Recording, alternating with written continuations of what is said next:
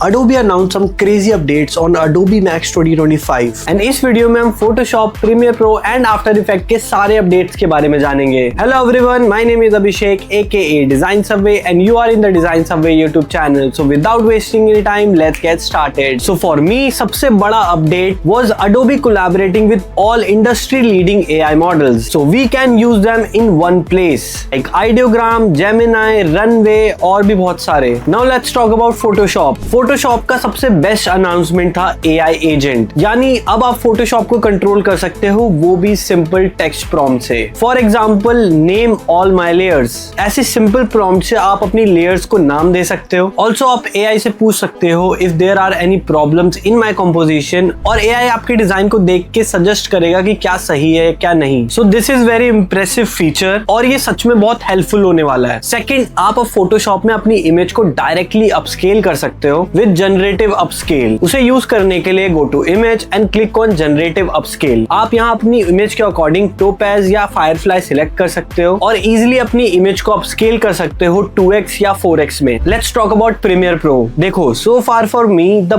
Best update is object masking tool, यानी rotoscope अब सीधा प्रीमियर प्रो में करो, आफ्टर इफेक्ट का झंझट खत्म। अब इसे यूज करने के लिए सिंपली ऑब्जेक्ट मास्क टूल को सिलेक्ट करो और ऐसा फ्रेम सिलेक्ट करो जहां आपका सब्जेक्ट सबसे ज्यादा विजिबल है, और सिंपली क्लिक करने पर AI अपने आप सिलेक्शन कर लेता है और लासो टूल से जो चीजें रह गई हैं उसे आप ऐड या सब्सट्रैक्ट कर सकते हो। सेकंड, अब AI की हेल्प से आप साउंड इफेक्ट भी जनरेट कर सकते हो and that is really impressive. Third update है ऑटो सेंसर फीचर, यानी कर्स वर्ड की आप एक लाइब्रेरी बना सकते हो और फिल्टर लगा के आप टेक्स्ट एंड कैप्शंस में उन वर्ड्स को डायरेक्टली रिमूव कर सकते हो। Fourth is GPU accelerated effects, यानी आफ्टर इफेक्ट्स के बिना भी काफी बढ़िया इफेक्ट्स क्रिएट कर सकते हो and that is really cool. And fifth is Premiere Pro mobile app is getting better. अब background removal, अब background noise removal, multi-layer editing, AI sound effect जैसे features आ गए हैं और Premiere Pro mobile app काफी बढ़िया हो गया है। And next is After Effects. For all the motion designers, this is interesting.